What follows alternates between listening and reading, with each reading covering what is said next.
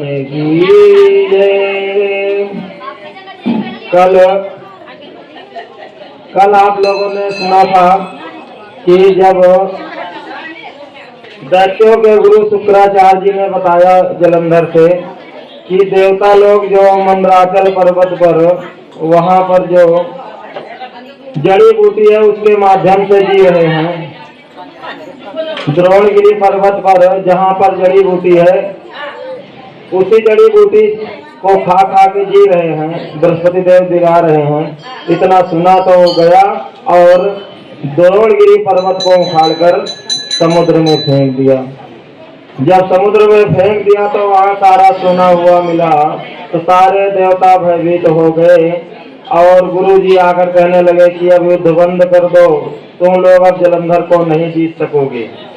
पहले इंद्र ने जो भगवान शिव जी का अपमान किया था, शंकर जी का अपमान किया था, उसी का ये फल है जो हम लोग भुगत रहे हैं। ये सुनकर देवता युद्ध की आशा त्याग दिए और अत्यंत ही व्याकुल हो इधर उधर भाग निकले। सिंधु सुत निर्भय होकर अमरावती में प्रविष्ट हो गए। इंद्र आदि देवताओं ने सब में गुफा में जाकर शरण ली। देखो, कभी किसी का अपमान नहीं करना चाहिए। तो सारे देवी देवता जाकर गुफा में शरण लिए। श्री नारद जी कहते हैं कि तब जलंधर को अपनी खोज में आते देखकर इंद्र डर गए।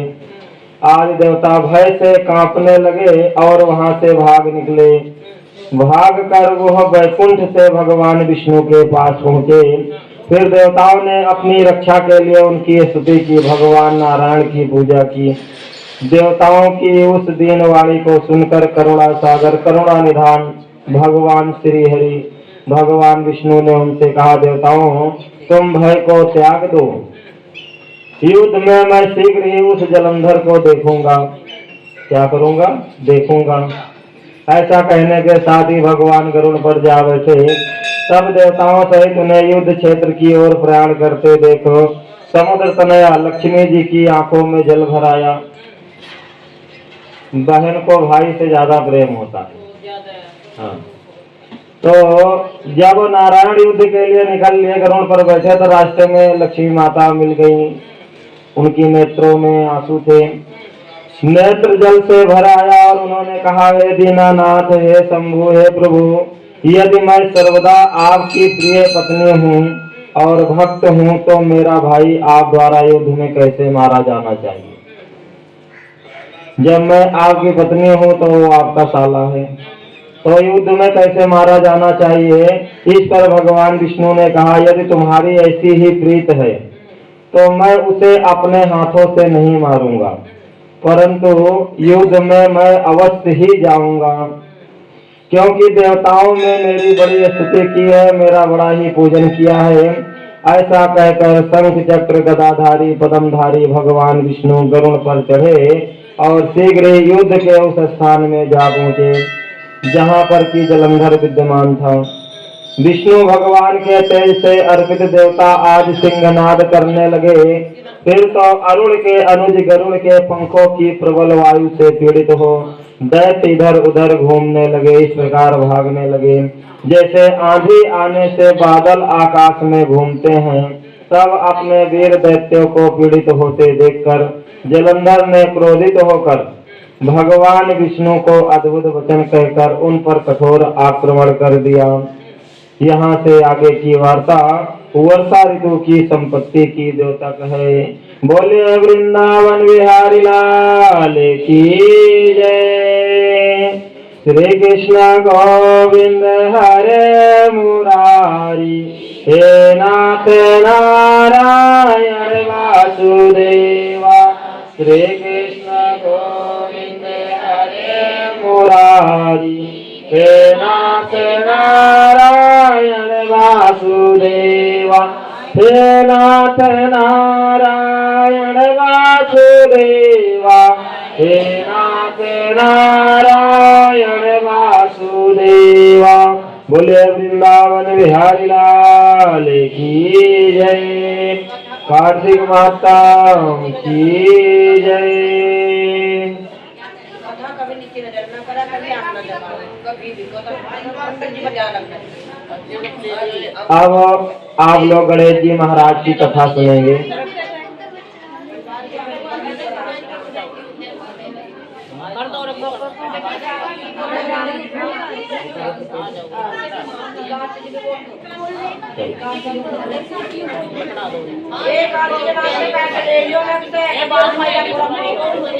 बोलिए वृंदावन बिहारी लाल की जय। एकादशी महात्म की जय।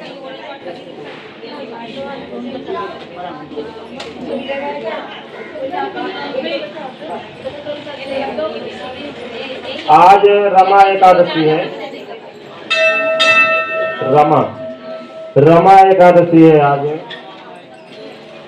युधिष्ठिर महाराज ने पूछा कि हे जनार्दन भगवान, यदि आप मुझ पर अपना प्रेम रखते हैं, स्नेह रखते हैं, अतः कृपा करके बताइए कि कार्तिक मास के कृष्ण पक्ष में कौन सी एकादशी होती है। भगवान श्री कृष्णचंद्र महाराज बोले, हे राजन, कार्तिक मास के कृष्ण पक्ष में जो एकादशी होती है वो परम कल्याणमयी एकादशी होती है। उस एकादशी का नाम है रमा एकादशी।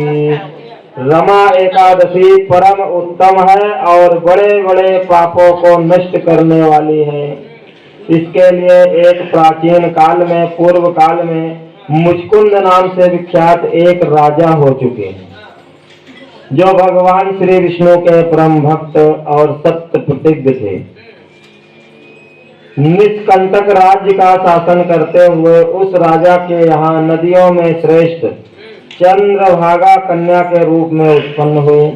राजा ने चंद्रसेन कुमार शोभन के साथ उसका विवाह कर दिया। एक समय की बात है कि शोभन अपने ससुराल गया हुआ था। उनके यहाँ दशमी का दिन आने पर समूचे नगर में ढिढोरा पिटवा दिया जाता था। पूरे नगर में ऐलान कर दिया जाता था कि एकादशी के दिन कोई भी मनुष्य भोजन नहीं करेगा। यहाँ तक कि ये डंके की घोषणा सुनकर शोभन ने अपनी प्यारी पत्नी चंद्रभागा से कहा, है प्रिय, अब मुझे इस समय क्या करना चाहिए, इसकी शिक्षा दो। चंद्रभागा बोली, है प्रभु, हे स्वामी, मेरे पिता के घर पर तो एकादशी को कोई भी भोजन नहीं करता। यहाँ तक कि हाथी, घोड़ा, जीव जंतु, पशु पक्षी अन्न घास तक, जल तक का आहार नहीं करने पाते। फिर मनुष्य एकादशी के दिन कैसे भोजन कर सकते हैं। हे प्राणनाथ, यदि आप भोजन करेंगे तो आपकी समाज में बड़ी निंदा होगी कि राजा साहब सबको व्रत रखवा रहे हैं और अपने दामाद को खिला रहे हैं। इस प्रकार मन में विचार करके अपने चित्त को दृढ़ कीजिए। अच्छा, फिर क्या हुआ कि शोभन ने कहा, है प्रिय, तुम्हारा कहना सत्य है, मैं आज उपवास अवश्य करूंगा। देव का जैसा विधान है वैसा ही होगा। भगवान श्री कृष्ण कहते हैं, इस प्रकार दृढ़ निश्चय करके शोभन ने व्रत के नियम का पालन किया और क्षुधा से, भूख से उसके शरीर में पीड़ा होने लगी। अतः वो बहुत दुखी हुआ। भूख की चिंता में पड़े पड़े सूर्यास्त हो गया। रात्रि आई जो हरि पूजा परायण तथा जागरण में आसक्त वैष्णव मनुष्यों का हर्ष बढ़ाने वाली होती थी, परंतु वही रात्रि शोभन के लिए अत्यंत दुखदायिनी हुई। सूर्योदय होते होते उनका प्राणांत हो गया, प्राणों का अंत हो गया, प्राण पखेरु उड़ गए। राजा मुचकुंद ने राजोचित काष्ठों में शोभन का दाह संस्कार कराया। राजसी ठाडवाट से राजा ने उसका दाह संस्कार कराया। चंद्रभागा पति का पारलौकिक कर्म करके पिता के घर पर ही रहने लगी।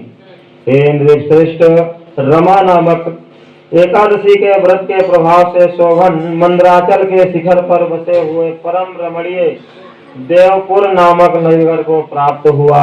वहां शोभन द्वितीय कुबेर की भांति शोभा पाने लगा। राजा मुचकुंद के नगर में सोम शर्मा नाम से विख्यात एक ब्राह्मण देवता रहते थे। वह तीर्थ यात्रा के प्रसंग से घूमते हुए कभी मंदराचल पर्वत पर गए, वहां उन्हें शोभन दिखाई दिया। राजा के दामाद को देखकर वो पहचान गए कि ये तो राजा का दामाद है। वह उनके समीप गए। शोभन भी उन ब्राह्मण श्रेष्ठ को, द्विज श्रेष्ठ सोम शर्मा को आया जानकर शीघ्र ही अपने आसन से उठा और खड़े हो गया और उन्हें प्रणाम किया। फिर क्रमशः अपने ससुर राजा मुचकुंद का समाचार पूछा, अपनी प्रिय पत्नी चंद्रभागा का समाचार पूछा और नगर का कुशल क्षेम समाचार पूछा। सोम शर्मा ने कहा, हे राजन, वहाँ सबकी कुशलता है, सब कुशल हैं। यहाँ तो अद्भुत आश्चर्य की बात है, ऐसा सुंदर और विचित्र नगर कहीं किसी ने भी नहीं देखा। बताओ तो सही, तुम्हें इस नगर की प्राप्ति कैसे हुई? शोभन कहने लगा कि हे ब्राह्मण श्रेष्ठ, कार्तिक मास के कृष्ण पक्ष में जो रमा नाम की एकादशी होती है, उसी का व्रत करने से मुझे ऐसे नगर की प्राप्ति हुई है। हे ब्राह्मण श्रेष्ठ, मैंने श्रद्धाहीन होकर इस उत्तम व्रत का अनुष्ठान किया था, इसलिए मैं ऐसा मानता हूँ कि यह नगर सदा स्थिर रहने वाला नहीं है। आप मुचकुंद की सुंदर कन्या चंद्रभागा से ये सारा समाचार बता देना। शोभन की बात सुनकर सोम शर्मा ब्राह्मण मुचकुंदपुर में गए और वहां चंद्रभागा के सामने उन्होंने सारा वृत्तांत कह सुनाया। सोम शर्मा बोले, हे सुबह, मैंने तुम्हारे पति को प्रत्यक्ष रूप से अपनी आंखों से देखा है तथा इंद्रपुरी के समान उनके दुर्धर्ष नगर का भी अवलोकन किया है। वह उसे अस्थिर बतलाते हैं, तुम उसको स्थिर बनाओ। चंद्रभागा ने कहा कि हे ब्रह्म ऋषि, हे ब्राह्मण देवता, मेरे मन में पति के दर्शन की लालसा लगी हुई है, आप मुझे वहां ले चलिए। मैं अपने व्रत के पुण्य से उस नगर को स्थिर बनाऊंगी। भगवान श्री कृष्ण जी कहते हैं कि राजन, चंद्रभागा की बात सुनकर सोम शर्मा उसे साथ लेकर मंदराचल पर्वत के निकट वामदेव मुनि के आश्रम पर गए। वहां ऋषि के मंत्र शक्ति तथा एकादशी के सेवन के प्रभाव से चंद्रभागा का शरीर दिव्य हो गया तथा उसने दिव्य गति को प्राप्त कर ली। इसके बाद वह पति के समीप गई। उस समय उसके नेत्र हर्षोल्लास से खिल रहे थे। अपनी प्रिय पत्नी को आई देख शोभन को बड़ी प्रसन्नता हुई। उन्होंने उसे बुलाकर अपने पास वाम अंग में सिंहासन पर बिठाया। तदंतर चंद्रभागा ने हर्ष में भरकर अपने प्रियतम से यह प्रिय वचन कहा कि हे नाथ, मैं हित की बात कहती हूँ, सुनिए। पिता के घर में रहते समय जब मेरी अवस्था 8 वर्ष से अधिक हो गई, तभी से लेकर आज तक मैंने जो एकादशी के व्रत किए हैं और उनसे मेरे भीतर जो पुण्य अर्जित हुआ है, उसी के प्रभाव से यह नगर कल्प वर्ष तक रहेगा, स्थिर रहेगा, हजारों वर्ष तक स्थिर रहेगा तथा सब प्रकार के मनवांछित वैभव से समृद्धशाली होगा। हे निर्श्रेष्ठ, इस प्रकार रमा व्रत के प्रभाव से चंद्रभागा का भोग दिव्य रूप और दिव्य आभरणों से विभूषित हो अपने पति के साथ मंदराचल के शिखर पर विहार करती रही। हे राजन, मैंने तुम्हारे समक्ष रमा एकादशी का वर्णन किया है। ये चिंतामणि तथा कामधेनु के समान सब मनोरथ को पूर्ण करने वाली है। मैंने दोनों पक्षों के एकादशी व्रतों का पाप नाशक महत्तम बताया है। जैसे कृष्ण पक्ष की एकादशी है, वैसे ही शुक्ल पक्ष की भी है। उन दोनों एकादशियों में भेद नहीं करना चाहिए, नहीं समझना चाहिए। जैसे सफेद रंग की गाय हो, चाहे काले रंग की गाय हो, चाहे भूरे रंग की गाय हो, दोनों का दूध एक समान ही होता है। इसी प्रकार दोनों पक्षों की एकादशियां समान फल देने वाली हैं।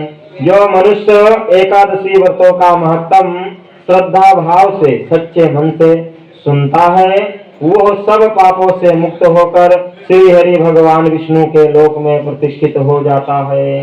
बोले वृंदावन बिहारी लाल की जय। गोविंद मेरो है, गोपाल मेरो है, गोविंद मेरो है, गोपाल मेरो है। श्री माँ के बिहारी नंद लाल मेरो है, श्री माँ के बिहारी नंद लाल मेरो है। गोविंद मेरो है, गोपाल मेरो है, गोविंद मेरो है, गोपाल मेरो है, तेरी बातें बिहारी नंदलाल में, तेरी बातें बिहारी नंदलाल मेरो है। बोले गोविंद भगवान की जय, आशुतोष भगवान की जय।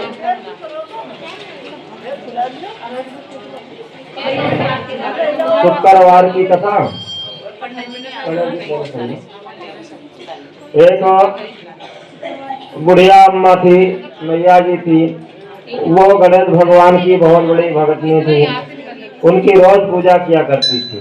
तो क्या करती, मिट्टी के गणेश जी बनाती, उनके ऊपर जल वगैरह चढ़ा दिया करती थी। रोज बनाती, रोज गणेश जी गल जाया करते थे। एक दिन देखा उनके पड़ोस में चिनाई का काम चल रहा था।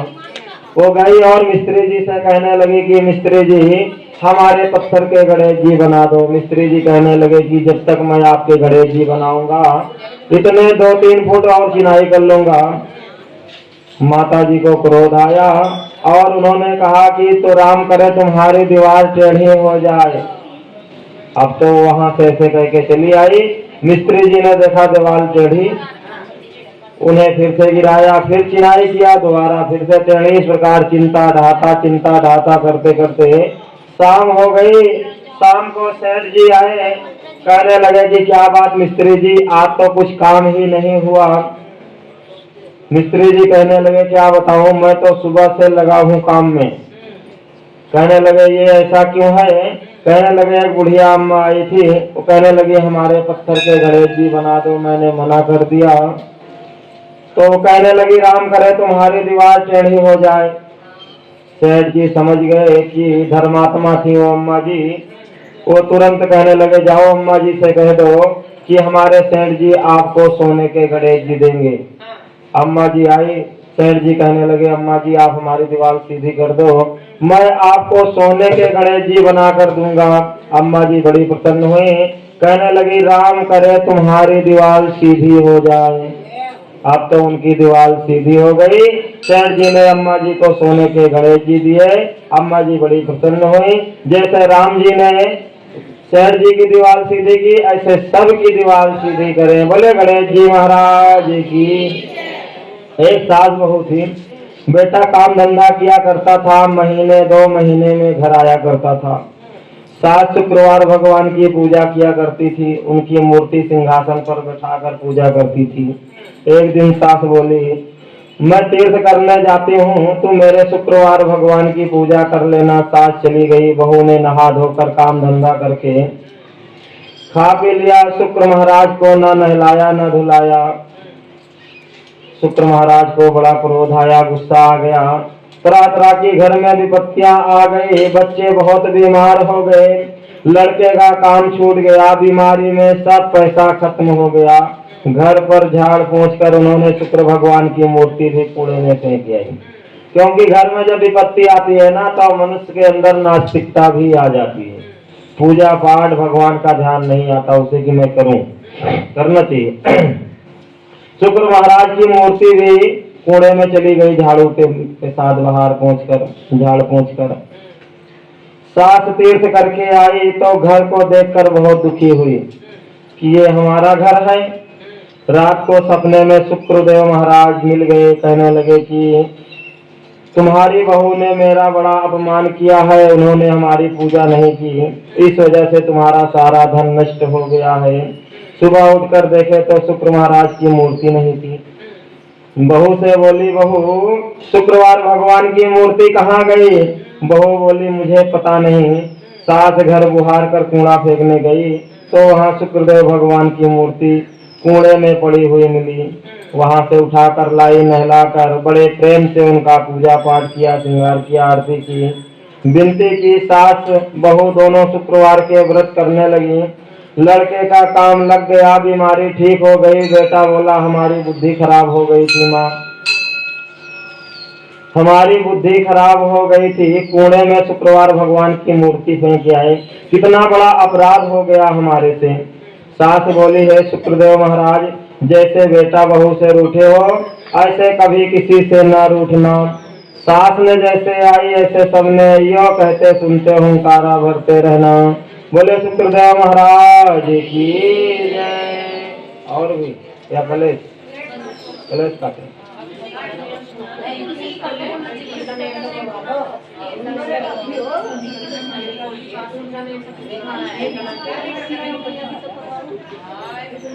चलो नित्यानंद सुन लो।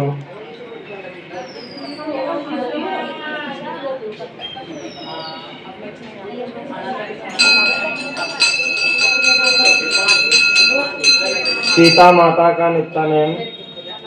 राम आए लक्ष्मण आए देश के पुजारी आए नित्य नेम का नेम लाए। आओ राम बैठो राम माखन मिश्री खाओ राम दूध पतासा पियो राम सूत के फल का पोतो राम साल दुसाला ओढ़ो राम सावरे सबके काम खाली घर भंडार भरेंगे सबका बेड़ा पार। बोलो जय श्री राम जय श्री राम जय श्री राम जय श्री राम।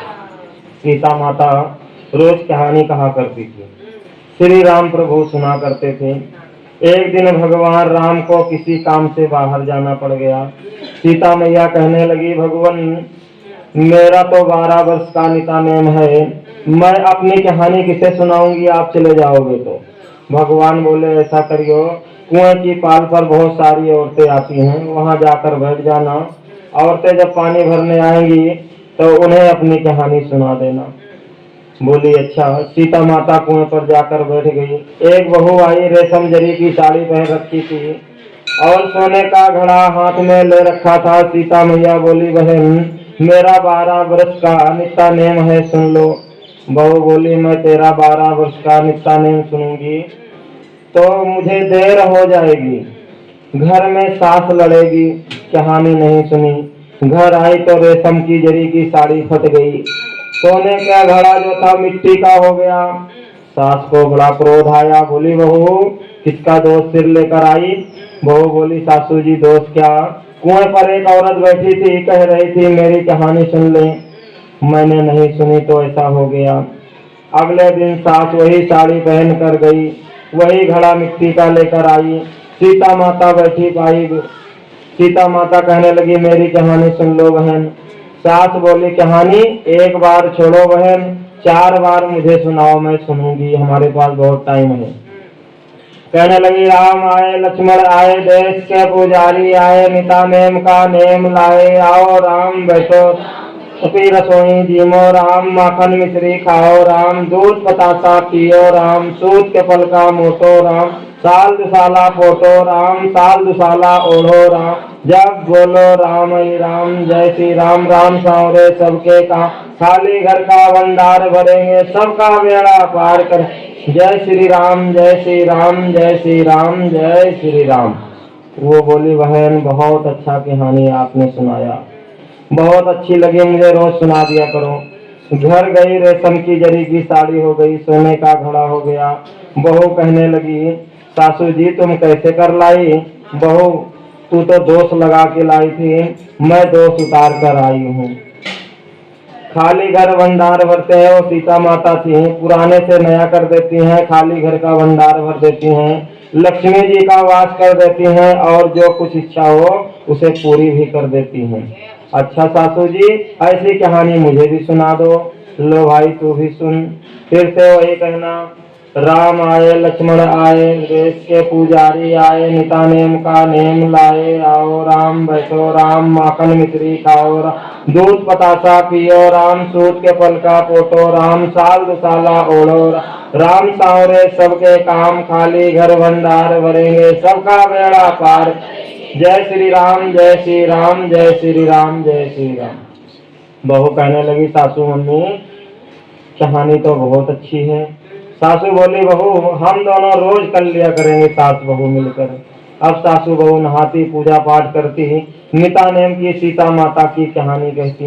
एक दिन उनकी पड़ोसन आई, कहने लगी बहन जरा आँच दे दे। वो कहने लगी अभी हमने आँच नहीं जलाई। वो बोली तुम 4 बजे से उठकर क्या कर रही हो। हम नहाए धोए पूजा पाठ करी सीता माता की कहानी कही।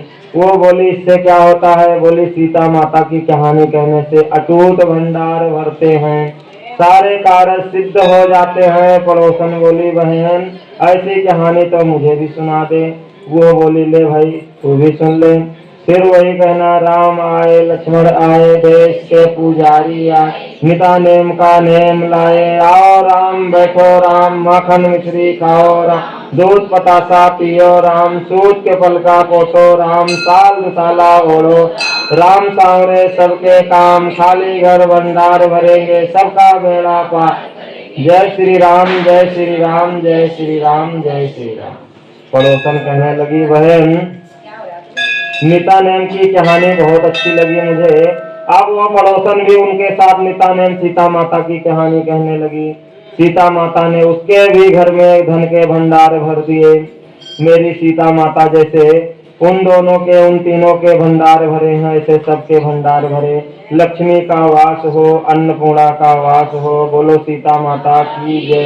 जय श्री राम जय श्री राम जय श्री राम जय श्री राम। बोले सीता मैया की जय। जय गणेश कटक कलेश।